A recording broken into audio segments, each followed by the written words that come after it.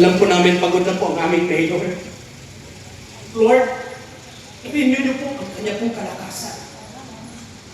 I-renew niyo po, Panginoon, kanyang kalakasan na patuloy po siyang paglilingkod sa aming magpanguna. Kasama po na kanyang administrator, with the vice, with the executive assistant, and sa members, Lord, that's ganyang bayan. We are here, we are united, and we want to raise, Lord, that Alabel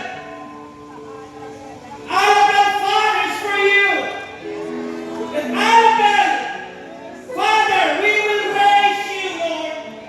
Not the name of our church, but the name of our living God. And I believe that Alabel will become a model to the nearby municipalities of Sarangani, of South Cotabato, even Lord in the whole Philippines. Father, you know the strength and weakness of our mayor. Just continue to empower her. Empower them by your love and mercy, by your favor. We release our prayer in the name of the God of Jacob, the God of Abraham,